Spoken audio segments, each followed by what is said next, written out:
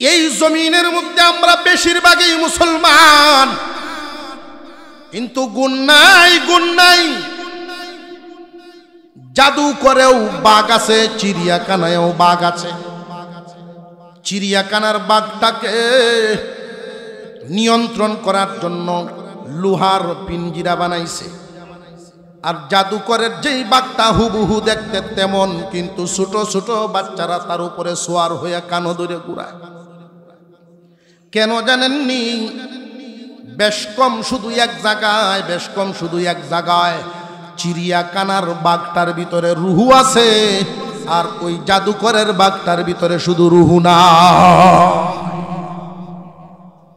ইমানদার মুমিনদের অন্তরে যেই দিন থেকে আল্লাহর ভয় ভিতরে ঢুকবে, আল্লাহ পাক রব্বুল আলামিনের হুকুম পালন হবে। আল্লাহর ভয়, আল্লাহ পাক রব্বুল আলামিনের ভয় যেই অন্তরে ঢুকে যাবে, আল্লাহ পাক যা আদেশ করেছেন তা পালন করবে, নিষেধ করেছে এগুলো ছাড়িয়া দিবে।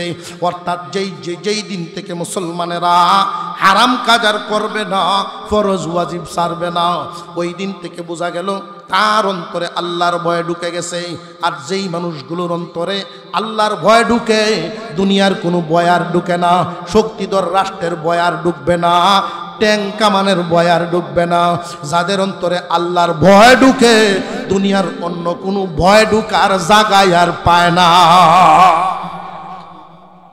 আলহামদুলিল্লাহি কাফা ওয়া সালামুন আলা ইবাদিহিল্লাযীনা ইসতাফা।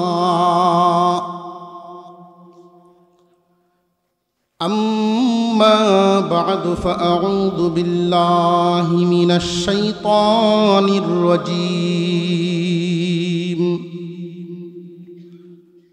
بسم الله الرحمن الرحيم.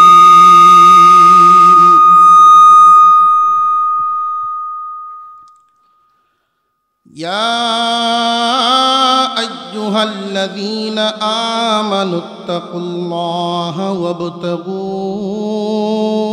إليه الوسيلة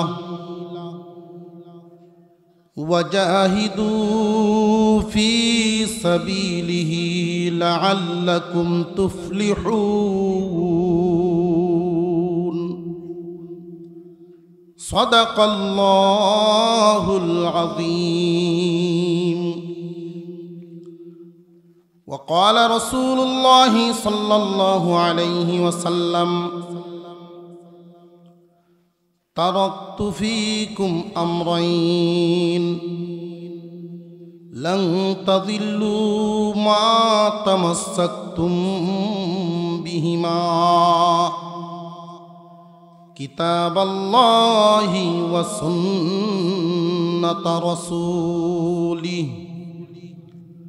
وصدق رسوله النبي الكريم ونحن على ذلك من الشاهدين والشاكرين والحمد لله رب العالمين. اللهم صل على محمد وعلى آل محمد كما صليت على إبراهيم وعلى آل إبراهيم إنك حميد مجيد. اللهم بارك على محمد وعلى آل محمد كما باركت على إبراهيم وعلى آل إبراهيم إنك حميد مجيد.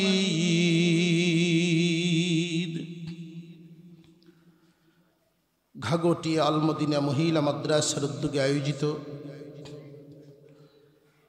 বার্ষিক দোয়া মাহফিলের শ্রদ্ধাভাজন সভাপতি সাহেব,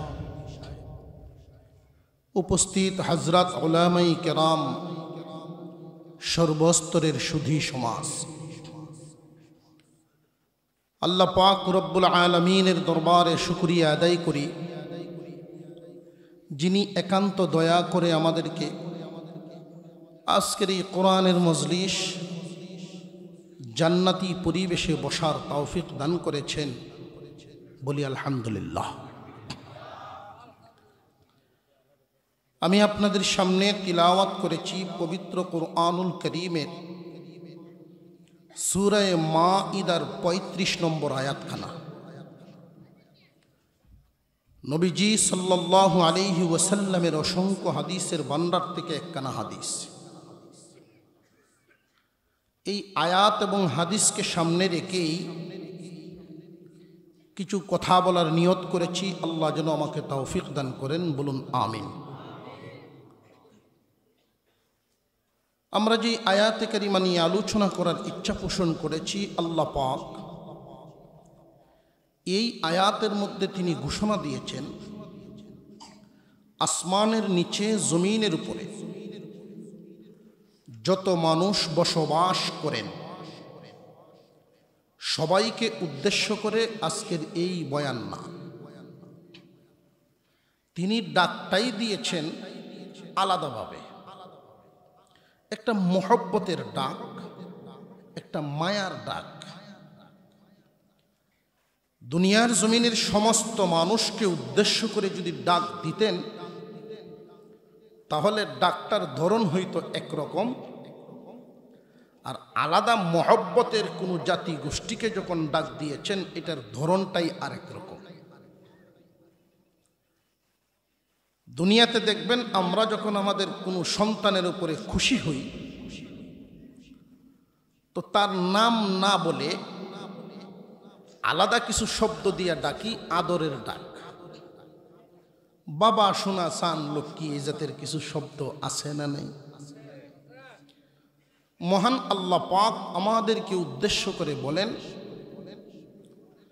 নাম ছাড়া মহব্বতের ডাক দিছেন। আব্দুল্লাহ, আব্দুর রহমান, এই জাতীয় কোনো নাম বলে ডাক দেন নাই। তিনি বলেন ইয়া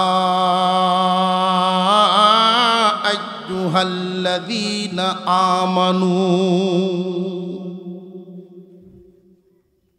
হে ঈমানওয়ালাগণ, ও ঈমানওয়ালাগণ।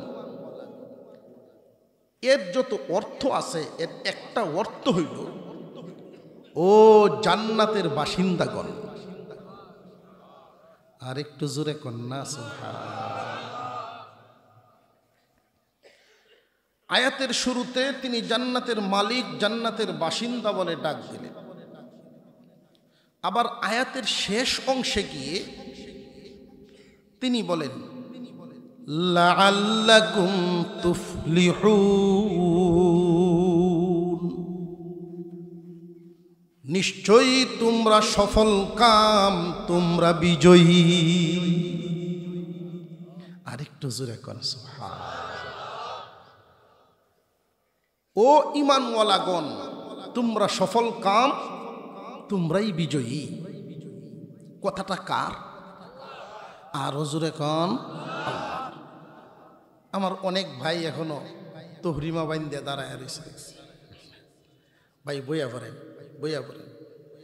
আমরা বসে আলোচনা শুনি, যদি পরিবেশ থাকে দেখে একটু জায়গা পছন্দ করে বসেন। বসলে কত সুন্দর লাগে। ওলামাই কেরাম যে বলেন এটা জান্নাতের বাগান, জান্নাতি পরিবেশ। কোরআনের মজলিস ছাড়া এই মানুষগুলো একত্রিত হইলে কোটি পুলিশ লাগলো ভাড়া দিলে লাগে না? লাগে না? আল্লাহ পাক রব্বুল আলামিন এতে এত শান্তি রেখেছেন। ইজতেমার মাঠে যারা গেছেন দেখছেন লক্ষ লক্ষ মানুষ, কোনো বিশৃঙ্খলা আছে? আল্লাহ, জান্নাতের বাগান, জান্নাতি পরিবেশ। জান্নাতে যেমন অশান্তি নাই, বিশৃঙ্খলা নাই, এর একটা নমুনা এই দ্বীনি মজলিসগুলো। তো আল্লাহ পাক রব্বুল আলামিন আয়াতের শুরুতে ডাক দিয়েছেন ঈমানওয়ালা, আদরের ডাক। আয়াতের শেষে ঘোষণা দিলেন নিশ্চয়ই তোমরা সফল কাম, তোমরা বিজয়ী। বাস্তব কিছু চিত্র যখন আমরা একটু খেয়াল করি, লক্ষ্য করি বিশ্বের দিকে, আল্লাহর আদরের জাতি মুমিনগণ, আল্লাহর ঘোষণা তারা সফল। এক তো হইলাম আমরা আদরের, দ্বিতীয়ত দেখা যায় আল্লাহর ঘোষণা আমরা সফল। বাস্তব চিত্রটা দুনিয়াতে এরকম দেখছি না, এর উল্টা। বর্তমান দুনিয়ায় মুসলমানের সংখ্যা যদিও বেশি, পৃথিবীর কোনো সময়ে, পৃথিবীর ইতিহাসে কোনো সময়ে এত বেশি পরিমাণ মুসলমান জমিনে ছিল না। বর্তমান সময়ে 150 কোটির উপরে মুসলমান, 150 কোটির উপরে মুসলমান। বেশি মুসলমানের দুনিয়ায় মুসলমানরা খুব বেশি সুবিধায় না অনেক অসুবিধায়? মানে মুসলমানদের নিজ স্বাধীন দেশে মুসলমানি কাজ করতে গিয়েও অনেক সময় বাধার সম্মুখীন হতে হয়। মুসলমানদের স্বাধীন দেশে, মুসলমানদের ট্যাক্সে চলে যেই দেশ, এমন দেশেও মুসলমানি আইন, ইসলামী আইন আমরা প্রয়োগ করতে পারি না। বর্তমান সময়ে একজন মুসলমানের যেই মূল্য, যেই দাম দেখতেছি, এর চাইতে বেদিন, বেঈমান, কাফের, কুফফাররার দাম বেশি বোঝা যায়। চিত্রটা এরকম আছে না নাই? আল্লাহ ঘোষণা দিলেন ঈমানওয়ালা আদরের জাতি। তিনি আয়াতের শেষাংশে বললেন, তোমরাই সফল কাম, তোমরাই বিজয়ী। আল্লাহর কথা তো কোনো সন্দেহ নাই, আল্লাহর কথা অক্ষরে অক্ষরেই সঠিক, ঠিক না বেঠিক? তাহলে বাস্তব চিত্রটা এমন কেন দেখতেছি? কুরআনুল কারীমের কোনো শব্দে, কোনো আয়াতে, কোনো অক্ষরে ভুল আছে? আর জোরে কোন? তাহলে আল্লাহ ঘোষণা দিলেন, হে ঈমানওয়ালা আদরের জাতি, তোমরা সফল কাম, তোমরা বিজয়ী। দুনিয়াতেও তোমাদের কোনো চিন্তার কারণ নেই, কেউ তোমাদের দিকে চোখ তুলে তাকাতে পারবে না, তোমরা বিজয়ী। দুনিয়া থেকে যখন বিদায় হবে, তোমরা জান্নাতের মালিক। আল্লাহ পাকের এই ঘোষণা দুনিয়ার নেতা কর্মীদের ঘোষণার মধ্যে বুড়ের আগে ঘোষণা হয় একরকম, ফলাফল হয় আরেক রকম, ঠিক না বেঠিক? এটা তো আল্লাহর কথা, দুনিয়ার কোনো মানুষের কথা তো না। মহান আল্লাহ বলেছেন এই কথা। তাহলে আমরা চিত্রটা ভিন্ন দেখছি কেন? প্রশ্ন জাগে না জাগে না? আর একটু জোরে কর। আজকে বুঝতেছি না, লোকটি জামডি মেরে বইয়ে রয়েছে, ঘটনা বুঝতেছি না। একটু জামডিটা ছুটাইয়া, মাইকের সাউন্ড কম, এখন কি করতাম কোন? ভাই তোমার কোন কবিরাজি থাকলে এটা চালাও। বাহিরের মানুষে শুনলো কিনা এটা আমরা দেখার ব্যাপার না, আমরা যারা আছি আমাদের তো কথাগুলো শুনতে হবে। আল্লাহর কথায় কোনো সন্দেহ নাই। একজন মুমিন কোরআনের আয়াত বুঝুক আর না বুঝুক, কুরআনুল কারীম তিলাওয়াত করতে পারুক আর না পারুক, একজন মুমিন কোরআনের ব্যাপারে কোনো সন্দেহ করে না। সন্দেহ করলে আর মুমিনই থাকে না। কোরআন যে নিঃসন্দেহে সত্য, আল্লাহর বাণী, এতে কোনো সন্দেহ নেই। তো আল্লাহ পাকের এই ঘোষণাটা আর বাস্তবতাটা মিল না বেমিল? বেমিল। প্রশ্ন জাগে আমাদের অন্তরে, আল্লাহ আপনি ডাক দিলেন আদরের শব্দ দিয়া, ঘোষণা দিলেন আমরা সফল দুনিয়াতেও আখিরাতেও, কিন্তু দুনিয়ার সফলতা তো দেখছি না, সফল তো কাফেররা। দুনিয়ার জমিনের রাজত্ব তো তাদের হাতে। যত শক্তিধর দেশগুলো লক্ষ্য করে দেখেন, যাদের আঙ্গুলের ইশারায় দুনিয়া চলে তারা কি ইমানদার না কাফের? আল্লাহ পাক রব্বুল আলামিন ঘোষণা দিলেন একরকম, হচ্ছে দেখি আরেক রকম। প্রশ্ন জাগে মুমিন হিসাবে। আল্লাহ রব্বুল আলামিন আয়াতের শুরুতে আদরের ডাক দিয়া, ও আল্লাহ, এই আদরের জাতিরে জমিনে কেন কাফের দিয়া পিঠা খাওয়ান? কাফেরদের সামনে কেন গোলামির জীবন দিছেন? তাদের কথা না মানলে আমাদের অশান্তি। তাদের কথা যদি না মানি আমাদের গতি ভালো থাকে না, ঠিক না বেঠিক? আল্লাহ রব্বুল আলামিন এই যে আয়াতখানা নাজিল করেছেন, আমরা আবার একটু আয়াতখানা তিলাওয়াত করি। বিষয়টা একটু খুলাসা না হইলে প্রশ্ন থাকবে না থাকবে না। ইয়া আইয়ুহাল্লাযীনা আমানুত্তাকুল্লাহা ওয়াবতাগু ইলাইহিল ওয়াসিলা ওয়াজাহিদু ফি সাবিলিহি লাআল্লাকুম তুফলিহুন। আল্লাহ বলেন, ও মুমিনগণ, তোমরাই সফল কাম, তোমরাই বিজয়ী। দুনিয়াতেও তোমাদের দিকে কেউ চোখ তুলে তাকাতে পারবে না। এই দুনিয়ার জমিনের রাজত্ব তোমাদের হাতে দিব আমি আল্লাহ। আখিরাতেও রাজত্ব তোমাদের হাতে দিব। দুনিয়ার জমিনে তোমরা হবে দুনিয়া চালানেওয়ালা। তোমাদের আঙ্গুলের ইশারায় দুনিয়া চলবে, কারণ এই আসমান জমিনের মালিক কে? জবান খুলে আওয়াজ দিয়ে বলেন, মালিক কে? আসমান জমিনের মালিক যিনি, উনি ঘোষণা দিয়েছেন, হে আমার মুমিনরা, জমিন আমার, আসমান আমার, আমি যাকে দিব তারাই রাজত্ব করবে, ভিন্ন কেউ নিতে পারবে না। মহান আল্লাহ পাক রব্বুল আলামিন আয়াতের মধ্যে ঘোষণা দিলেন, দুনিয়ার রাজত্ব তোমাদের, আখিরাতের জান্নাতও তোমাদের। কিন্তু দুনিয়ার রাজত্ব পাই না কেন? মহান আল্লাহ পাক এই যে আয়াতখানা নাজিল করেছেন, লক্ষ্য করে দেখেন, এই আয়াতকে বুঝার সুবিধার্থে আমরা 5টা ভাগে ভাগ করব। প্রথম ভাগে আল্লাহ ডাক দিলেন, শেষ ভাগে তিনি ঘোষণা দিলেন, মাঝখানে আল্লাহর কিছু কথা আছে। ইয়া আইয়ুহাল্লাযীনা আমানুত্তাকুল্লাহা ওয়াবতাগু ইলাইহিল ওয়াসিলা ওয়াজাহিদু ফি সাবিলিহি লাআল্লাকুম তুফলিহুন। হে ঈমানওয়ালা,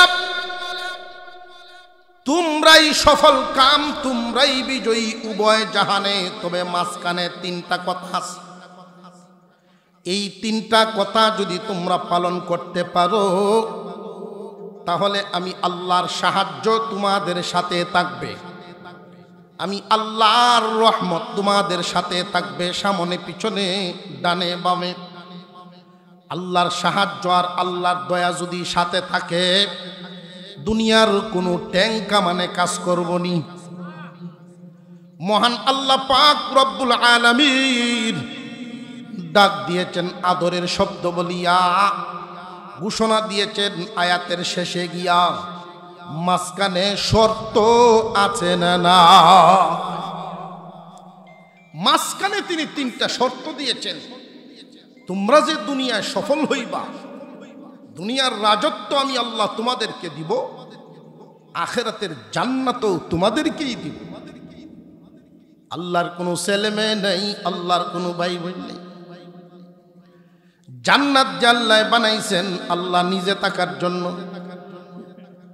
আল্লাহ পাক রব্বুল আলামিন মানুষদেরকেই জান্নাত দিবেন। মহান মাওলাই করিম দুনিয়া সাজাইছেন স্যাম্পল দিয়া, আখিরাতে রাখছেন আমাদের জন্য গুডাউন। নিয়ামতে ভরপুর জান্নাত। আমাদেরকে দুনিয়াতে রাজত্ব দিবেন, আখিরাতে জান্নাত দিবেন, তবে বিনা শর্তে নয়, 3 শর্তে। মহান আল্লাহ বলেন, ইয়া আইয়ুহাল্লাযীনা আমানু, হে ঈমানওয়ালা, ইত্তাকুল্লাহ, 1 নাম্বার শর্ত। ওয়াবতাগু ইলাইহিল ওয়াসিলা, 2 নাম্বার শর্ত। ওয়াজাহিদু ফি সাবিলিহি, 3 নাম্বার শর্ত।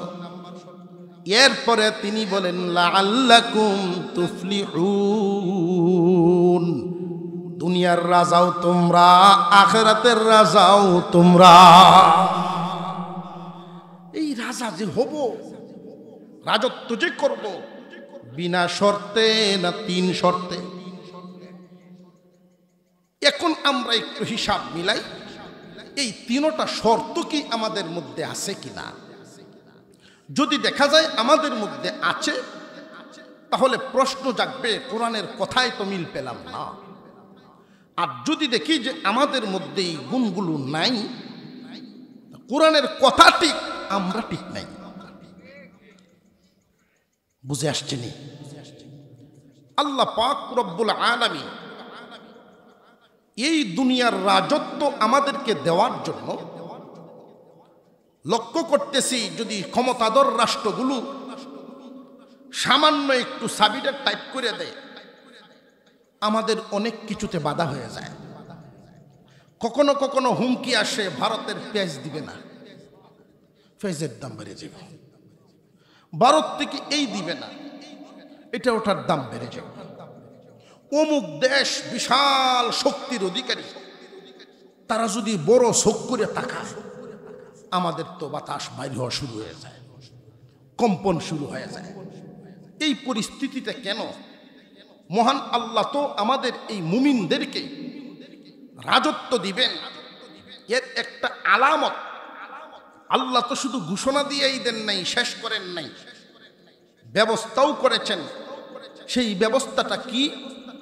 লক্ষ্য করে দেখেন, তামাম দুনিয়া যেই বস্তুগুলো দিয়ে পরিচালিত হয়, দুনিয়া যে চলে, আমাদের সমস্ত ব্যবস্থাপনা যে চলে, এর মধ্যে গুরুত্বপূর্ণ একটা বিষয় হলো আল্লাহর নিয়ামতের মধ্যে একটা খনিজ সম্পদ, সেটা হলো তেল। কথা বুঝাইতেছে? এবং মানুষের যেই অর্থ সম্পদ, রাষ্ট্রীয় অর্থ সম্পদের যে মানদণ্ড করা হয়, সেটা হলো গোল্ড, স্বর্ণ। দুনিয়ার জমিনে তেলের খনি, স্বর্ণের খনি যত আছে, এগুলো কি মানুষের তৈরি না আল্লাহর দেওয়া? কিরভিন্যাম করুন না, যে কিরভিন্যাম না করে একটু জবাব দিন। কোন আল্লাহু আকবার, আর জোরে কোন আল্লাহু আকবার। স্বর্ণের খনি, গ্যাসের খনি মানুষের তৈরি না, আল্লাহর দেওয়া। আল্লাহ পাক রব্বুল আলামিন এই জমিনের রাজত্ব মুমিনদের হাতে দিবেন বলেই লক্ষ্য করে দেখেন, তামাম দুনিয়ার স্বর্ণ ভান্ডার, তেলের খনি বেশিরভাগই মুসলমানদের হাতে। ভৌগোলিকভাবে চিন্তা করে দেখেন, মুসলমানদের দখলেই আল্লাহ এই নিয়ামতগুলো দান করিয়াছেন। যদি তেল তোমরা টাইট দেও, কাফেররার বাজার গরম হইব। ঠিক না বেটি? আল্লাহ পাক শুধু ঘোষণাই দেন নাই রাজত্ব তোমাদের, তোমরা সফল কাম, তোমরা বিজয়ী। এই ঘোষণাই শুধু আল্লাহ দিয়েছেন তা না, নিয়ামতও তো দিয়েছেন। কিন্তু এরপরেও আমরা সফল না, কারণ কি? দুনিয়ার জমিনে আমাদের এই গুলামির জীবন কেন? আল্লাহ আমাদেরকে ডাক দিয়েছেন মুমিন বলে, ঘোষণা দিয়েছেন সফল বলে, কিন্তু এই সফলতা গেল কই? মহান আল্লাহ পাকের 3টা শর্তের দিকে একটু তাকাই, আমাদের মধ্যে কি এই শর্তগুলো আছে কিনা? ইয়া আইয়ুহাল্লাযীনা আমানুত্তাকুল্লাহ, হে ঈমানদারেরা, এক নাম্বার শর্ত পালন করো যদি সফল হইবার চাও, দুনিয়াতেও আখিরাতেও যদি তোমরা সফলতা চাও, তাহলে আমি আল্লাহর শর্তগুলো শুনো এবং সেই অনুযায়ী আমল করো। এক নাম্বার ইত্তাকুল্লাহ, আল্লাহকে ভয়। এক নাম্বার শর্ত হলো আল্লাহর ভয়। মুমিনের অন্তরে আল্লাহর ভয় থাকতে হবে। আমাদের মধ্যে কার কার ভিতরে আল্লাহর ভয় আছে একটু হাত তুলি দেখি। নারায়ে তাকবীর, মাশাআল্লাহ, আলহামদুলিল্লাহ, হাত নামাই। আমাদের অন্তরে আমাদের কলবে আল্লাহর ভয় আছে। আপনারা এতগুলো হাত দেখিয়া মনটা ভরে গেছে। আপনাদের এই গাগটিয়া এলাকার মসজিদগুলোতে জুমার নামাজের মুসল্লি ফজরের মুসল্লি সমান মনে হয়। তুটলো কেমনেতে ভাই, কথাগুলি বুঝে আসতেছে নি? যেই সমাজের মানুষের অন্তরে আল্লাহর ভয় থাকে, এই মানুষগুলো তো অন্তরে ভয় নিয়ে ফজরে ঘুমায় থাকে না। যাদের অন্তরে আল্লাহর ভয় আছে, আল্লাহর ভয় আছে যে এটা প্রমাণ হবে কখন? আল্লাহর আদেশ নিষেধ পালন হবে যখন। আদেশ নিষেধ যখন পালন হবে তখন যে ভয় আছে এটা প্রমাণ হবে। বাপের এক ফুট এটা একটু উল্টা পাল্টা চলে, ফাঁসটার মধ্যে সুটটা যেটা এইটা একটু চলাফেরাটা উল্টা পাল্টা। আর ছোটটি এমন হওয়ার কয়েকটা কারণ, এর মধ্যে একটা কারণ হইল আমাদের মহিলা মা বোনরা প্রথম প্রথম যখন স্বামীর বাড়িতে আসে তখন তাদের যেই চলাফেরা, দিন যত যায় চলাফেরার ডিল তত বেশি হয়। এজন্য দেখবেন ফইলা ফুট মেয়ে হোক আর ছেলেই হোক, প্রথম সন্তানটার আকল চলাফেরা ভারসাম্যতা আর শেষেরটার একটু বেমিল বোঝা যায়। ঠিক না বে ঠিক? আরো জোরে কন। বাস্তব উদাহরণ আর কি। আল্লাহ পাক রব্বুল আলামিন আমাদেরকে যত নিয়ামত দিয়েছেন সব পাবো আমরা, কিন্তু শর্ত তো থাকতে হবে আল্লাহর ভয়। এটা কি শুধু মুখে না দিলে থাকতে হবে? দিলে যে আছে এটা প্রমাণ হবে কখন? আদেশ নিষেধ পালন হবে।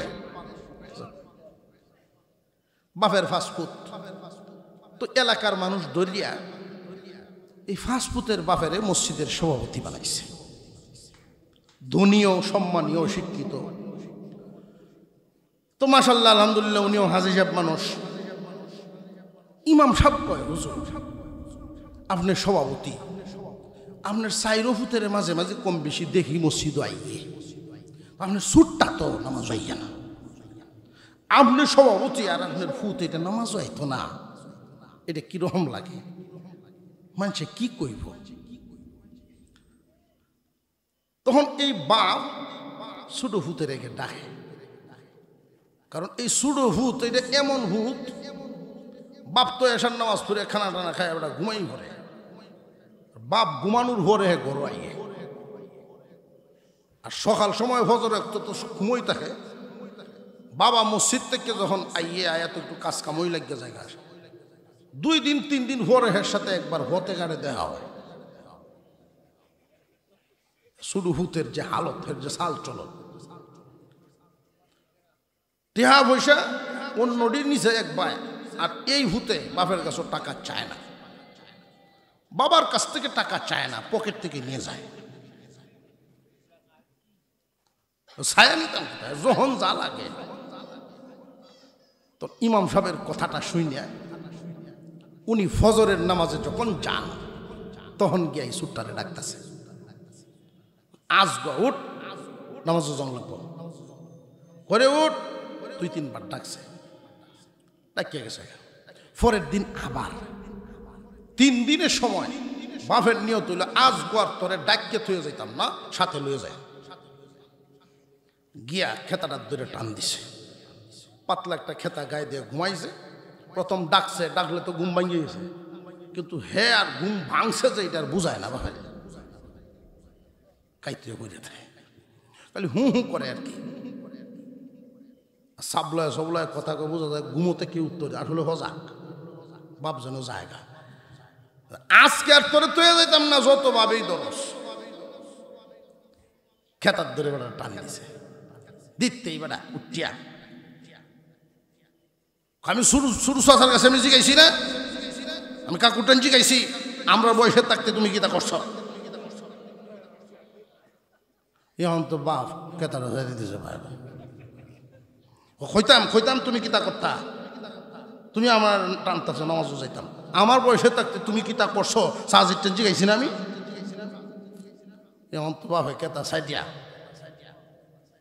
শরম পাইছে গেছে গে মসজিদ গিয়া ফজর পড়ছে, তসবি পড়তেছে, হুতের এই কথায় আরে আমি জোয়ান বয়সে কি করছিলাম, আমার হুতে এইটাকে কুজ্জা বাইর করছে। প্রত্যেকের তো ভালো মন্দ রেকর্ড আছে না নাই, কোনটা শুনছে বাপে কি চিন্তা করতেছে আল্লাহ জানে। এশরাকের নামাজ পড়িয়া আল্লাহর কাছে দোয়া করতেছে, এমনি দেখা যায় ফুতেডে মসজিদ আইছে, ছোট্টা ঘুমত উঠিয়া বাপের খুঁজিয়া মসজিদ আইছে, আয় বাপের ফিসেতে বইছে, আব্বা যেই আব্বা কুয়ে ডাক দিছে ফিসেতে চায় দেখি রে দি মসজিদ আসছে, আমি আপনার কথা মানি। তসবিরে লইছে বাপের আত্ম লইয়া তসবিদেই দানা গন্তাছে, কয় আব্বা আমি আপনার কথা মানি, আপনার কথা মানি, আপনার কথায় চলা হইতেছে। ছোট ভূতের মোহ এই কথা শুনিয়া বাপের চোখ দিয়ে পানি পড়তেছে, আল্লাহ এই বাচ্চাটা দেখি তাহলে এরকম ভূত একটা হইলি হয়। বাপের মনটা 100 বার ঘুরায় ঘুরায় পড়ছে। কিরে বাবা তুই করতেছস, যাও যাও বাবা যাও, চেষ্টা লাগাই না বাবা, ইন্না লিল্লাহ, আচ্ছা যাও যাও যাও যাও যাও, আস্তে আস্তে আদর করে নেন, যাও যাও বাবা যাও। হ্যাঁ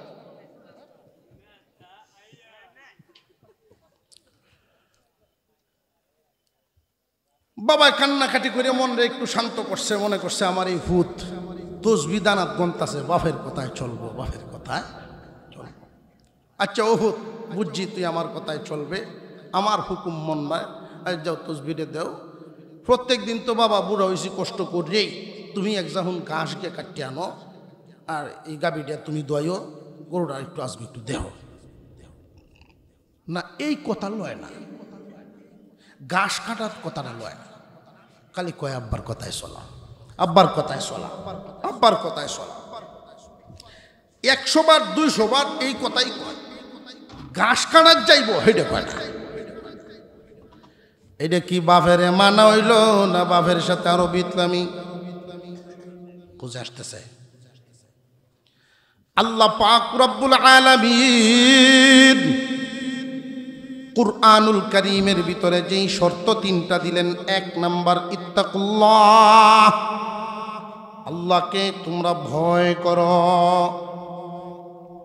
আমরাও হাত তুলেছি, শুধু আমরা না, সারা দেশের মুসলমানদেরকে যদি জিজ্ঞাসা করা হয় কারা কারা আল্লাহকে ডরাও, সবাই হাত তুলবে।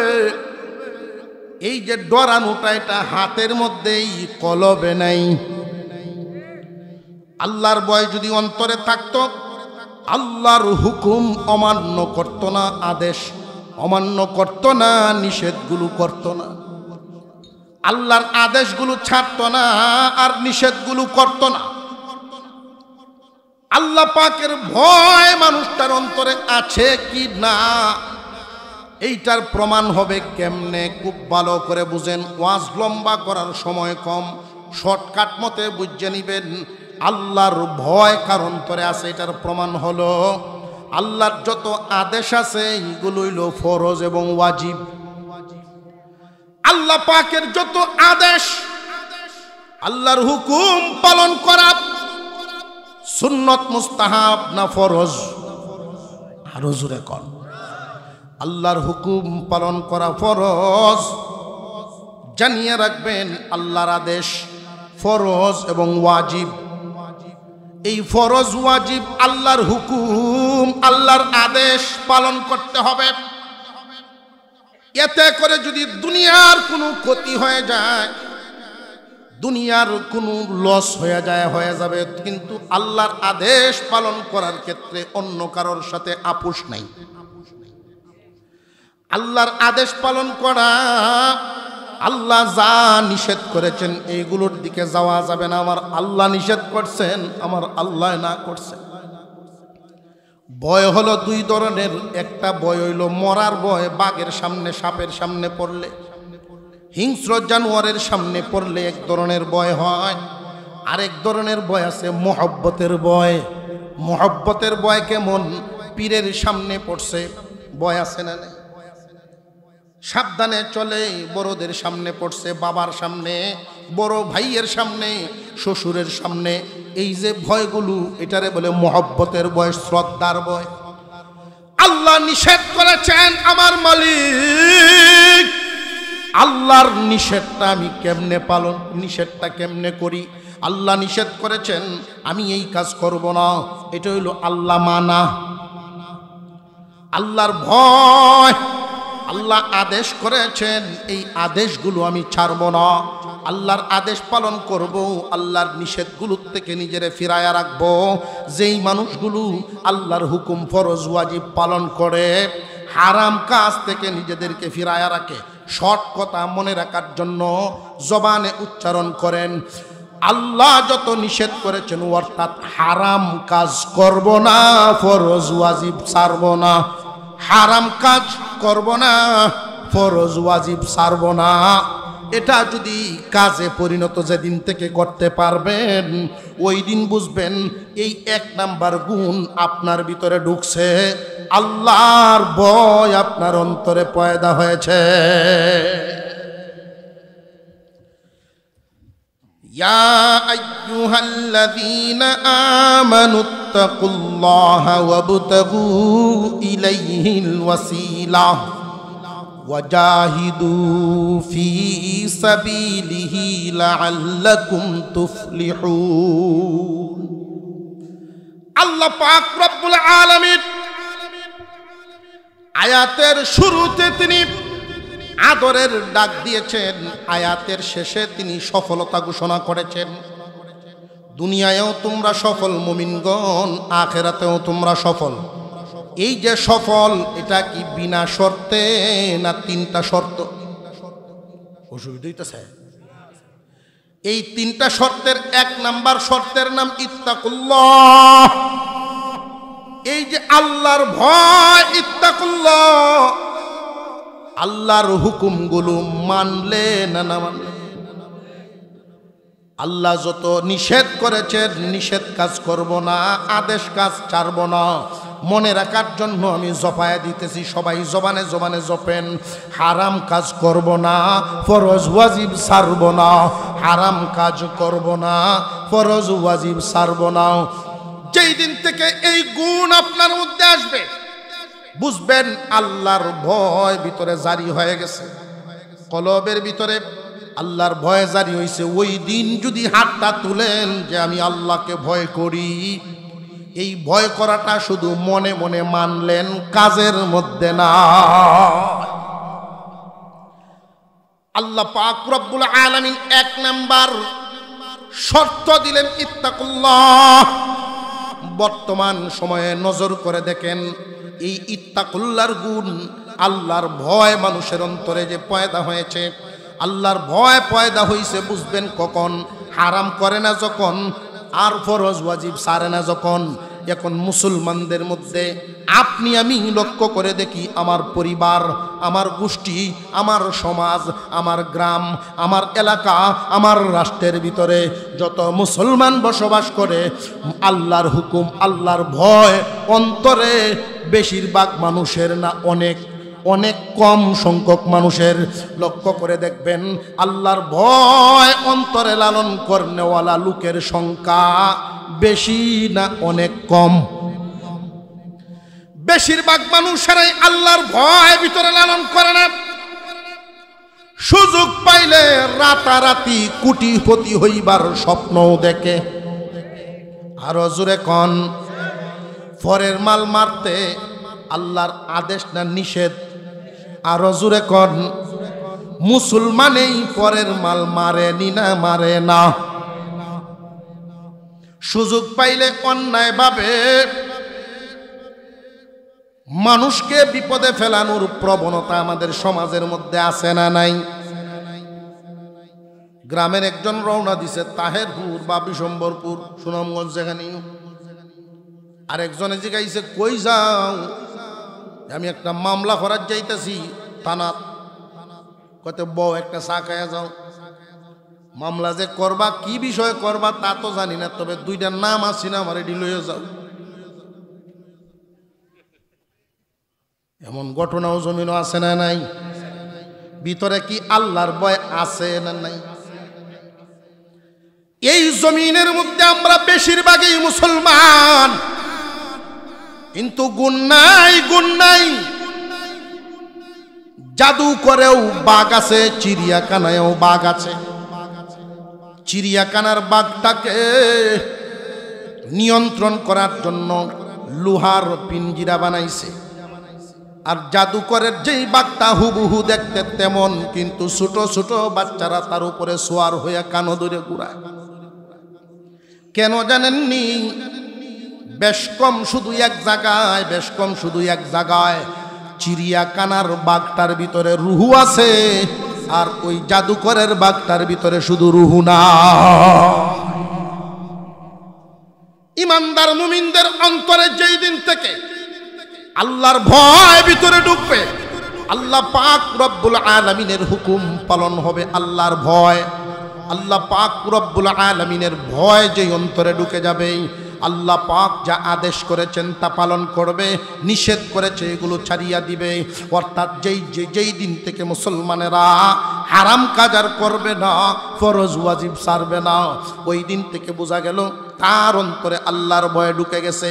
আর যেই মানুষগুলোর অন্তরে আল্লাহর ভয় ঢুকে, দুনিয়ার কোনো ভয় আর ঢুকে না, শক্তিধর রাষ্ট্রের ভয় আর ঢুকবে না, ট্যাঙ্ক কামানের ভয় আর ঢুকবে না। যাদের অন্তরে আল্লাহর ভয় ঢুকে, দুনিয়ার অন্য কোনো ভয় ঢুকার জায়গায় আর পায় না। ব্যাখ্যাগুলো বুঝাইতেছে, বুঝাইতেছে। এটার মধ্যে আর সময় বেশি নিলাম না, একটু সামনের দিকে যাই। শর্ত কি? মাঝখানে কি কি শর্ত মনে আসেনি? কয়টা? আর জোরে কোন। ইয়া আইয়ুহাল্লাযীনা আমানুত্তাকুল্লাহা ওয়াবতাগু ইলাইহিল ওয়াসিলা ওয়াজাহিদু ফি সাবিলিহি লাআল্লাকুম তুফলিহুন। হে ঈমানদারেরা, তোমরাই সফল কাম, তোমরাই বিজয়ী, দুনিয়াতেও আখিরাতেও, বিনা শর্তে না তিন শর্তে। এক নাম্বার ইত্তাকুল্লাহ, এক নাম্বারে আল্লাহর ভয়। আমাদের ভিতরে কি আছে না নাই?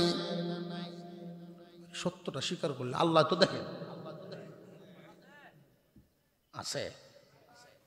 বেশিরভাগ মানুষের ভিতরে যদি থাকতো তাহলে হারাম কাজ হইতো না, ফরজ ওয়াজিব ছুটতো না। আল্লাহ যেন আমাদেরকে তৌফিক দেন, এই প্রথম গুণটা আনতেই হবে। এই প্রথম গুণ যদি ভিতরে না নেন তাহলে ঝামেলা আছে। সামনে আলোচনা আসতেছে, পালন করলে কোন গুণের সাথে কি বোনাস লুকায়িত আছে। আলোচনা কি শেষ করে যাওন, নামাজখানে থুয়ে যাওন গা। এক নম্বরে ইত্তাকুল্লাহ, আল্লাহকে ভয় করো, যেই গুণটা বেশিরভাগ মুসলমানের অন্তরে নাই।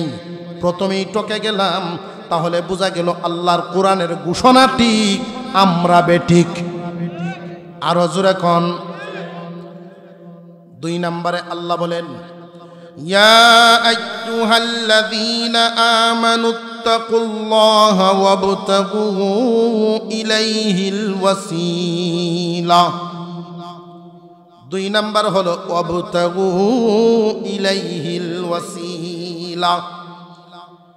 হে ঈমানদার মুমিনগণ, তোমাদের মধ্যে দুই নাম্বার গুণ লাগবে। আল্লাহর সন্তুষ্টি তালাশ করবা, আল্লাহর ওলি হওয়ার চেষ্টা করবা। আল্লাহর সন্তুষ্টি তালাশে তুমি পেরেশান থাকবা। আল্লাহর সন্তুষ্টি অর্জনের জন্য, আল্লাহর নৈকট্য হাসিল করার জন্য তুমি কাজ করবা, চেষ্টা করবা। আল্লাহর নৈকট্যের দিকে আগায় যাও। এই শব্দটা বুঝাইতে গেলে একটা উদাহরণ পেশ করতে হবে। আল্লাহর নৈকট্য হাসিল হবে কেমনে? আপনারা হয়তো প্রশ্ন করতে পারেন, হুজুর আগে বলেছেন আল্লাহর ভয় ভিতরে আনা, এর দ্বারাই কি আল্লাহর নৈকট্য হবে না? যে না না, আল্লাহর ভয় ভিতরে থাকলেই শুধু আল্লাহর ওলি হওয়া যায় না। দ্বিতীয় শর্তটা আমাদের মধ্যে থাকতে হবে আল্লাহর ভয়। কথাগুলো খুব মনোযোগ দিয়ে বুঝবেন। আল্লাহ যত নিষেধ করেছেন এগুলো করবা না। যদি করি আল্লাহর কোনো ক্ষতি না, আমরা নিজের ক্ষতি। অনেকেই কয় না আল্লাহর ক্ষতি না আমরার ক্ষতি। যদি না করি আল্লাহর লাভ না আমরার লাভ। তাহলে হারাম থেকে বাইচা আমি লাভবান হইলাম, ওলি হওয়ার জন্য কি করলাম? আল্লাহ পাকের যত হুকুম ফরজ ওয়াজিব পালন করলাম, যারা পালন করে না তারা তো জ্বলব। ফরজ ওয়াজিব পালন করলাম কেন? জাহান্নামের আগুন থেকে বাঁচার জন্য, ওলি হওয়ার জন্য না। প্রথম গুণটা হলো আল্লাহর ভয়।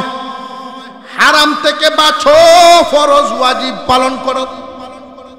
দুই নাম্বার গুণটা আল্লাহ বলেন ওয়াবতাগু ইলাইহিল ওয়াসিলা।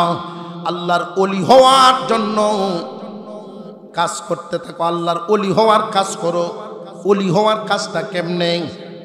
একটা দোকানের মধ্যে দুইজন কর্মচারী, বাদাঘাট বাজারে ধরেন একটা দোকানের মধ্যে দুইজন কর্মচারী ডিউটি করে। দুজনের ডিউটি বন্টন করা আছে, 10 ঘন্টা করে ডিউটি করবে। মাসের শেষে 10,000 টাকা করে বেতন নেবে। এমন হয়নি না? হয় না? একজন কর্মচারী ঠিকই 10 ঘন্টা ডিউটি পালন করে, 10,000 বেতন নেয়। মালিক কি তার প্রতি গুসা হওয়ার কোনো কারণ আছে? মালিক তার প্রতি গুসা না, মালিক তার প্রতি গুসা না। ঠিক আছে, সে ডিউটি করে বেতন নেয়, অসুবিধা নেই। কিন্তু আরেকজন কর্মচারীর অবস্থা হলো 10 ঘন্টা ডিউটি করে, 10,000 বেতন নেয় ঠিক, কিন্তু প্রায় দিনে তার মধ্যে এমন কিছু কাজ আছে, ডিউটির টাইম শেষ, মালিককে ফেলায় তুই গেলেই কি, আমি হুকুম তো পালন করে ফেলছি, আমার কাজ শেষ। কিন্তু ওই যে আরেকটা কর্মচারী, সে মালিকরে ফেলায়া যায় না। মাঝে মাঝে কোনো দিন মালিকরে একটু সহায়তা করে, কাপড় চোপড়গুলো বাজ করিয়া গুছায়া তৈয়া, ঝাড়ু টাড়ু দিয়া অতিরিক্ত কিছু কাজ করিয়া দেয়। মালিকের বাসার বাজারটা মাঝে মাঝে করিয়া দেয়। মালিকের বাচ্চাগুলোরে মাঝে মাঝে স্কুল মাদ্রাসার থেকে আইনা বাড়িতে দিয়ে আসে। এই যে অতিরিক্ত কিছু কাজ করে, এর জন্য তো আর বেতন ধরা নাই। এইগুলো তো তার সাথে কোনো শর্তও নাই যে আমার বাজার যদি করিয়া না দেও তাহলে 10,000 থেকে কমবো, এরকম কোনো কথা নাই। ওই অতিরিক্ত কাজগুলো করে আল্লাহর মালিকের মহব্বতে যে করে, অতিরিক্ত কাজগুলো যে করে মালিকের মহব্বতে করে, মালিকরে মহব্বত করে, তখন মালিকেও তারে মহব্বত করে। মালিকের নৈকট্য হাসিল হওয়া তার দ্বারায় সম্ভব হয়ে যায়। এটা কি মূল ডিউটির দ্বারায় না অতিরিক্ত কাজের দ্বারায়? কথাটা বুঝে আসতেছেনি? আল্লাহ পাক রব্বুল আলামিন বুঝায় দিলেন, বান্দা মুমিন, তোমরা জমিনেও সফল হবে, পরকালেও সফল হবে। আল্লাহর নৈকট্য হাসিল করো, নৈকট্য হাসিল করার জন্য মূল ডিউটি না অতিরিক্ত আমল? অতিরিক্ত কিছু আমল করবা যেই আমলের ধারায় আল্লাহর সন্তুষ্টি হাসিল করতে পারবা। আরেকটু জোরে কোন সুবহান। এই অবতাগু ইলাইহিল ওয়াসিলা, আল্লাহর নৈকট্য হাসিলের মাধ্যম কি হইতে পারে? মাধ্যম তো একটা লাগবো। আপনি নিচতলার থেকে উপরের তলায় উঠবেন, নিচে আপনি দাঁড়াইছেন, উপরে আর একজন দাঁড়িয়ে আছে, তার কাছে যেতে হলে একটা মাধ্যম লাগবো নি না লাগতো না? মাধ্যমটা মই সিঁড়ি এই জাতে। আপনার সাথে আমি যদি কথা বলি, মাধ্যম হয় মোবাইল। আল্লাহর নৈকট্য হাসিল করার মাধ্যম তালাশ করো, কি মাধ্যমে তুমি আল্লাহর নৈকট্য, আল্লাহর ওলিয়ত হাসিল করতে পারো, এই মাধ্যমগুলো তালাশ করো। মুফাসসিরিনে কেরাম উল্লেখ করেছেন আল্লাহর ওলি হওয়ার যত মাধ্যম আছে, এই মাধ্যমগুলো তো মূল ডিউটির অতিরিক্ত যত মাধ্যম আছে, এই মাধ্যমগুলোর মধ্যে সবার আগে সর্বপ্রথম মাধ্যম হলো আল্লাহর পয়গম্বরের অনুসরণ করা। পয়গম্বরের অনুসরণ কেমনে করা? দুনিয়াতে বেঁচে থাকার জন্য আমরা খানা খাই, খাইনি না খাই না? মজা হইতেছে না আজকে। আমি ডাইনে আমি অতিরিক্ত কথা বলতেছি না, মূল বিষয়টাই আপনাদেরকে বোঝানোর চেষ্টা করতেছি। দুনিয়াতে বেঁচে থাকার জন্য যে আমরা খানা খাই, কেউ যদি দাঁড়ায় দাঁড়ায় খায়, বাঁচার জন্য পেট ভরবে না ভরবে না? কিন্তু আল্লাহর রসুলের তরিকা না হওয়ার কারণে বাঁচার কাজ হবে, আল্লাহর ওলি হওয়ার কাজ হবে না। যদি এই খানাটাই তুমি রসুলের সুন্নত তরিকায় আদায় করতে পারো রে বান্দা, তোমার দুনিয়াতে বাঁচার চাহিদাও পূরণ হবে, আল্লাহর ওলি হওয়ার মাধ্যমও হবে। আল্লাহ পাক রব্বুল আলামিনের পয়গম্বরের সুন্নত, নবীজি দুনিয়ার জমিনে জীবন যাপন করতে গিয়া আল্লাহর পয়গম্বর মানুষ ছিলেন, মানুষের যত চাহিদা আছে নবীজিরও তো তার চাহিদা ছিল। আমাদের যা যা প্রয়োজন, এই সমস্ত প্রয়োজন আল্লাহর রসুলেরও ছিল না ছিল না? বিবি বাচ্চা সংসার সমাজ সব করেছেন, এমন কোনো বিভাগ নাই যেই বিভাগে রসুলের কাজ নাই। সব বিভাগেই তো উনি দেখায় দিছেন, বলিয়া দিছেন। আল্লাহর রসুলকে যারা যারা অনুসরণ করবে, যে যত বেশি সুন্নতের অনুসরণ করবে, সে তত বড় আল্লাহর নৈকট্য পাবে, আল্লাহর তত বেশি ওলি হবে। খুব ভালো করে বুঝে রাখেন, আমরা তো আল্লাহর ওলি চিনার জন্য পয়লাই কুজি যে কার হু দিয়ে গেলাস ফাটে। জোরে কোন ঠিক না বেঠিক? গেলা ফু দিয়া পানিতে আগুন লাগাই তারে। লক্ষ্য করে দেখবেন ভাই, খুব ভালো করে বুঝবেন, ইমান যেমন দামি এক দৌলতের নাম, এই দামি দৌলতের পিছনে কিন্তু চুরও লাগানো আছে। চুরের নাম শয়তান। ইমান হারাইবার জন্য, ইমান লুণ্ঠন করার জন্য শয়তানে বিভিন্ন দলে বিভিন্ন ভাবে বিভক্ত হইয়া তোমারে ধোঁকা দিব। মোটা মোটা জট চুল রাখিয়া বুজুর্গ সাজ্জা তোমার সামনে আইব। আমরা তো অনেক সময় অনেকেই মনে করি লাল শালু, মহিষের শিং আত লইয়া যদি একটা বাপ দেখাইতে পারে মনে করি বড় ভিড়। কেউ কেউ এমনও কয় জঙ্গলও খালি না, এরাও কিন্তু খালি না, ভিতরে মাল আছে। কয়নি না? কয় না? জানিয়ে রাখবেন, আমাদের কাছে মাপকাঠি আছে, ওলি চিনার মাপকাঠি আছে, আল্লাহর ওলি চিনার মাপকাঠি। এই যে শব্দটা দিয়ে আল্লাহ বুঝাইলেন, আল্লাহর ওলি হওয়ার মাধ্যম তালাশ করো। আল্লাহর ওলি হওয়ার মাধ্যম কি? আল্লাহর ওলি কারা হইতে পারে, এই মাধ্যমটাই আপনাদেরকে বুঝাইয়া দিতেছি। যে যত বেশি সুন্নতের অনুসরণ করে, ওই মানুষটাই তত বেশি বড় ওলি হইতে পারে। সুবহানাল্লাহর আওয়াজে বোঝা যায় কষ্ট হইতেছে আপনারা। আল্লাহ পাকের একজন ওলি ছিলেন, অনেক বড় বুজুর্গ। উনার কাছে খবর আসছে, হুজুর আমাদের এলাকায় একজন পীর আইছে, খুব গরম পীর। পীর আবার গরম কেমনে? হ্যাঁ গরম আছে, এমন কিছু কাম দেখাইতেছে মানুষ রে। মানুষ তো হাজার হাজার, তার পিছনে লইছে হাজার হাজার মানুষের বীর। বেডাইন যদি হয় ৫,০০০, বেডটেন হইছে আরো ১০,০০০। আছে না নাই? আরো জোরে কর। সে করে কি যে হুজুর লক্ষ্য করে দেখবেন, সে পানিতে হাঁটতে পারে, বাতাসে উঠতে পারে। এমন একটা পীর যদি হয় যে আপনারা জাদু কাটা নদী পার হয়ে উঠছে, আমরা তো গিয়ে আনন্দ লাগে। যে দেখছি রাজীবপুর হুজুর আইছে, গিয়ে আনন্দ লাগছে। ওয়াজ করলে কি নিজের চোখকে দেখছি পুরো দেয় আসছে গরম। জানিয়া রাখবেন মুমিন মুসলমান ধোঁকা খাওয়ার জাতি না। যদি ধোঁকা খান বুঝবেন মুমিন দলের না। মুমিন মুসলমান এই জাতীয় ধোঁকা খায় না। যদি ধোঁকা খায় ঈমানওয়ালা না। মুমিন মুসলমান আল্লাহওয়ালা। মাপার মাপকাঠি স্কেল আমাদের মধ্যে আছে, আমাদের কাছে আল্লাহর রাসূল রেখে গেছেন। তারাকতু ফীকুম আমরাইন, দুই বস্তু রেখে গেলাম। নবীজি বলেন, উনি তো চলে গেলেন, যাওয়ার সময় বলে গেলেন রেখে গেলাম দুই বস্তু, এই দুইটারে যতদিন তোমরা আঁকড়ায় ধরে রাখবা পথহারা হইবা না, লাঞ্ছিত হইবা না। একটার নাম কুরআন আর একটার নাম নবীর সুন্নাহ। সুন্নাহ দিয়ে তুমি মাইপা দেখো মাপ কি ঠিক আছে কিনা, তাহলে ফিরালি ঠিক আছে। মাপ যদি ঠিক নাই, ফিরালিও ঠিক নাই। উড়াল দিয়ে আসাটা পিরালির মাপ না, সুন্নত হলো পিরালির মাপ।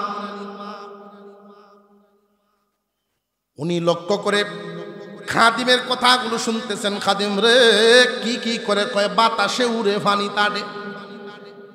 হাজার হাজার মানুষ তার ভক্ত হয়ে গেছে। আমরা এখন কি করতাম? খাদেমকে পাঠায় উনি রিপোর্ট নিলেন। খাদেম গেছেন পীরের সাথে দেখা করতো, এই বন্ডর সাথে। যেই মাত্র শুনছে খাদেম আইছে সাক্ষাতের জন্য আলেমের দরবার থেকে, গিয়া দেখে পীর সেজদাত করে দিছে। এটা একটা ভাব। যেই মাত্র খাদেম গিয়া দাঁড়াইছে, সেজদাত থেকে উড়াল মারছে। খাদেমের সাথে আর কথা হয় নাই, কিন্তু খাদেম সেজদার জায়গাটা দেখে চলে আসছে। হুজুরের কাছে জানাইলেন, হুজুর দেখে আসছি, সে আমার সাথে কথা বলে নাই, কথা বলার সুযোগ আমিও পাই নাই। সেজদারত অবস্থায় মানুষ তার চতুর্দিকেই সেজদা দিতেছে আল্লাহর পায়ে। আমি যাওয়ার সাথে সাথেই উড়াল মারছে, আমি কথা বলতে পারি নাই। তবে কি নিয়ে আইলাতে আমি কেমনে বুঝবো হক না বাতিল? খাদিমে বলে, হুজুর সে যেই জায়গায় সেজদাটা দিছিল ওই জমিনের অংশটা আমি দেখেছি। সেজদার সময় হাতের আঙ্গুলগুলো কেমনে রাখা সুন্নত, এমনে না এমনে, ফাঁক করে রাখা না মিশায়া? আরো জোরে কর। হুজুর তার সেজদার জায়গার চিহ্ন দেখলাম, বালির উপরে তার যেই হাতের চাপটা দেখলাম, আঙ্গুলগুলো ছড়ানো ছিল, সুন্নত তরিকার সেজদা না। হুজুর বলেন, বুঝে ফেলেছি, এতটুকুর দ্বারাই আমার মাপ হয়ে গেছে। সে আসল পীর না, পীর নামের বন্ড।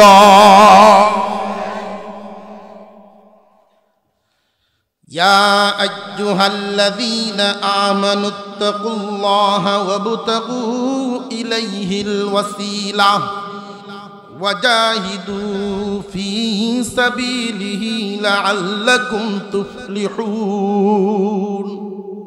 আল্লাহ বলেন, হে ঈমানওয়ালাগণ, তোমরাই সফল কাম, তোমরাই বিজয়ী। শুধু কি দুনিয়াতেও না আখিরাতেও? শুধু কি আখিরাতে না দুনিয়াতেও? বিনা শর্তে না তিন শর্তে? এক নাম্বার শর্তের নাম ইত্তাকুল্লাহ, আল্লাহর ভয়। শুধু কি মুখে না বাস্তবে? বাস্তবে কেমনে? হারামগুলো ছাড়তে হবে, ফরজ ওয়াজিব পালন করতে হবে। হারাম কাজ করবা না, ফরজ ওয়াজিব ছাড়বা না। বোঝা গেল আল্লাহর ভয় ঢুকেছে। 2 নাম্বার গুণ, আল্লাহ পাক রব্বুল আলামিন বলেন ওয়াবতাগু, তালাশ করো, অন্বেষণ করো, ইলাইহিল ওয়াসিলা, আল্লাহর নৈকট্যের মাধ্যম তালাশ করো। আল্লাহর ওলি হওয়ার মাধ্যমটা কি? 1 নাম্বার হলো সুন্নত। কথা বুঝে আসতেছে? ওলি হওয়ার মাধ্যম অনেক উল্লেখ করেছেন মুফাসসিরিনে কেরাম। আল্লাহর সন্তুষ্টি পাওয়ার জন্য অনেক মাধ্যম আছে। রাস্তা দিয়ে হাঁটতেছেন, একজন বুজুর্গ মানুষ, মুরব্বী মানুষ, বুজুর্গ আমরা জানি যারা বড় আলেম হইলে মনে হয় বুজুর্গ, বুজুর্গ মানে বুড়া। মুরব্বী মানুষ বাজারের ব্যাগটা নিয়ে হাঁটতেছেন। যুবক রে, তুমি যদি এই মুহূর্তে আল্লাহকে খুশি করার জন্য, বেটা তোমার বাপও না, চাচাও না, তোমার ওইটা গিয়া লওয়া ফরজও না, ওয়াজিবও না, কিন্তু এরপরেও যে গিয়া ব্যাগটা টান দিয়া লইলা আমার হাতে দেন, আমি একটু আগুয়ে দিই। এই যে অল্প একটু ছোট কাজ যেটা করলেন, ফরজ না, ওয়াজিব না, অতিরিক্ত একটা কাজ করলেন, এটাই হইল ওলি হওয়ার মাধ্যম। কথা বুঝে আসতেছে? যে সমস্ত আমল ফরজও না, ওয়াজিবও না, এমন আমল যদি করতে পারেন, অতিরিক্ত ডিউটি আমল করতেছেন, যেই আমলটার দ্বারায় আল্লাহর সন্তুষ্টি পাওয়া যায়, আল্লাহর সন্তুষ্টি পাওয়ার জন্য অতিরিক্ত ডিউটি করবেন, যার অতিরিক্ত আমল যত বেশি, তার ওলিয়তের দরজাও তত বড় বেশি। 2 নাম্বার গেল। 3 নাম্বার আল্লাহ বলেন ইয়া আইয়ুহাল্লাযীনা আমানুত্তাকুল্লাহা ওয়াবতাগু ইলাইহিল ওয়াসিলা ওয়াজাহিদু ফি সাবিলিহি লাআল্লাকুম তুফলিহুন। 3 নাম্বার ওয়াজাহিদু ফি সাবিলিহি, আল্লাহর দ্বীনকে জমিনে টিকায় রাখার জন্য জিহাদ করতে হবে। ঘুমো নাকি আপনারা? খেলা খেলা ঘুমো, আব্দুল হানছে দেখি একটু।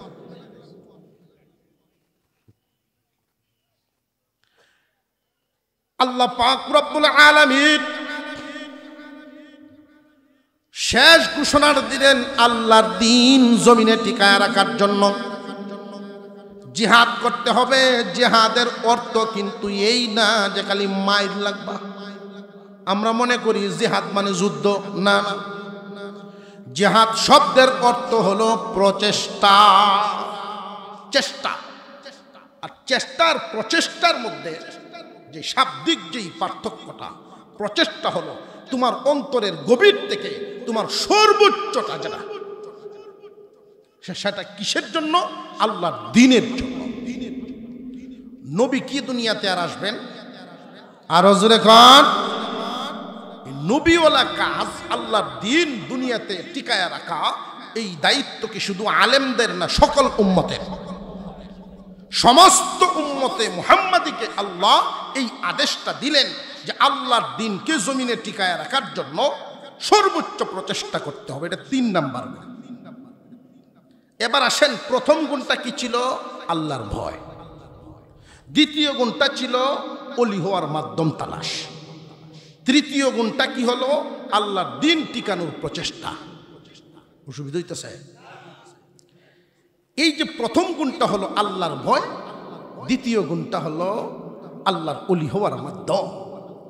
একদিন দুনিয়াতে আমরা থাকবো না, দুনিয়ার জমিন থেকে বিদায় হব, হাসরের মাঠে দাঁড়াইব না দাঁড়াইব না?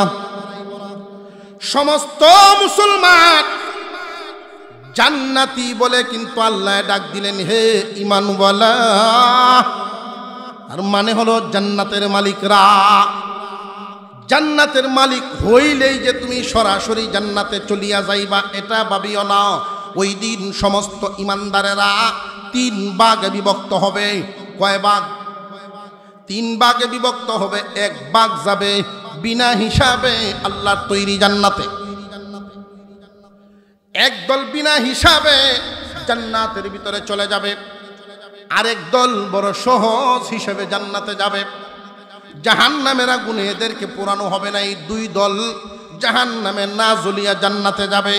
আল্লাহর রাসূল বলেন, সরিষার দানা পরিমাণ ঈমান নিয়েও যারা দুনিয়া ছাড়বে এদেরকেও জান্নাত দেওয়া হবে। যাররা পরিমাণ ঈমান নিয়ে গেছে এদেরকেও আল্লাহ জান্নাত দিবেন। কিন্তু দুই দল জান্নাতে গেল, ওরা জাহান্নামের আগুনে জ্বলবে না। মুমিন মুসলমানরা দল হবে ওই দিন কয়টা?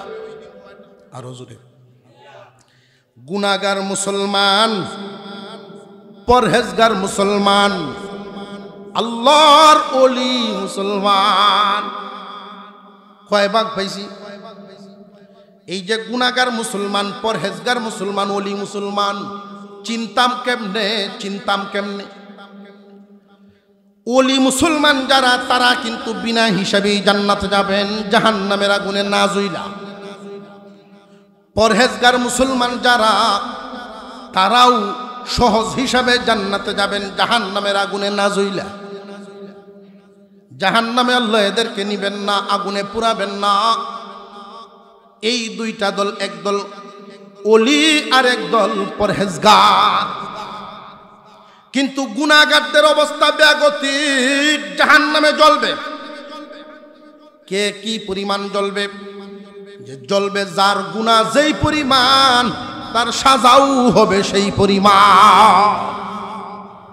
গুনাহ মানে কি? অপরাধ। গুনাহ মানে কি? অপরাধ। রাষ্ট্রীয় একটা আইন আছে আমাদের দেশে, দেশীয় আইন যদি কেউ ভঙ্গ করে সাজা আছে না নাই? সব আইনের সাজা কি একরকম না ভিন্ন ভিন্ন? চুরির সাজা একরকম, ডাকাতির সাজা এক রকম, এক একটা এক এক রকম। মানব জীবন তুমি খুব লক্ষ্য করে দেখো, এই আয়াতের মধ্যে শর্ত ভাইসলাম কয়টা? এক নাম্বার ইত্তাকুল্লাহ, আল্লাহর ভয়। আল্লাহর ভয়টা কারে কয়? হারাম কাজ করব না, ফরজ ওয়াজিব। যারা এটার মধ্যে ঠিক থাকতে পারছে, আল্লাহ পাক যত নিষেধ করেছেন, নিষিদ্ধ কাজ বান্দায় করে নাই, ফরজ ওয়াজিব ছাড়ে নাই, আল্লাহ পাক রব্বুল আলামিন এদের বেলায় অবস্থা তৈরি করবেন এমন, হাসরের মাঠের বিচার আচার এদের জন্য আসান করে দিবেন। বিচার হবে ঠিক, হিসাব হবে ঠিক, হিসাবটা বড় সহজ হবে। জাহান্নামে না জ্বালায়া আল্লাহ এদেরকে জান্নাত দিবেন। আল্লাহ এদেরকে জান্নাত দিয়ে দিবেন না জ্বালায়া। ফরজ ওয়াজিব ছাড়ে নাই, হারাম কাজ করে নাই, জাহান্নামে নিবেন না, আল্লাহ এদেরকে জান্নাত দিবেন। অতিরিক্ত আমলও যারা করছে, আল্লাহর ওলি হওয়ার মাধ্যম তালাশ করেছে, অতিরিক্ত আমল, সুন্নতের অনুসরণ করেছে, কোরআন তিলাওয়াত সকাল বিকাল কন্টিনিউ তিলাওয়াত করত, জিকির আজকার করত, অতিরিক্ত আমল করত, এই কারণে মানুষটা আল্লাহর ওলি হয়ে গেছে, বিনা হিসাবেই আল্লাহর তৈরি জান্নাত। একদল গেল বিনা হিসাবে, জাহান্নামে জ্বলে নাই। আরেক দল গেল সহজ হিসাবে, জাহান্নামে জ্বলে নাই। আরেক দলের জন্য কিন্তু কঠিন হিসাব। এই কঠিন হিসাব থেকে যেন মানুষ বাঁচতে পারে, এই জন্য কোরআন হাদিসে অনেক অনেক উসিলা ওই দিন হবে। কিছু কিছু উসিলায়, কোনো কোনো উসিলায় মানুষ সাজাপ্রাপ্ত আসামিও মাপ পাইয়া যাইব। এই উসিলাগুলো তার জন্য কাজ করবে। যেমন একটা সন্তান কোরআনের হাফেজ, সাজা হয়েছে ঠিক, ফরজ ওয়াজিব অনেক ছেড়ে দিছে, হারাম কাজ অনেক করে ফেলছে, যে যেমন অপরাধ করছে এই পরিমাণ সাজা হইবে। এই সাজার কারণে জাহান্নামের আগুনে জ্বলবে। হাফেজ আলেম সন্তান বানানোর কারণে আল্লাহ এদেরকে জান্নাত দেবেন। আমরা উঠা বসা না করি, এই তিনটা গুণ যেন বাড়িতে নিতে পারি। আখেরি মুনাজাত হবে, মুনাজাতের আগে প্রত্যেকেই উপরের দিকে হাত বাড়াই।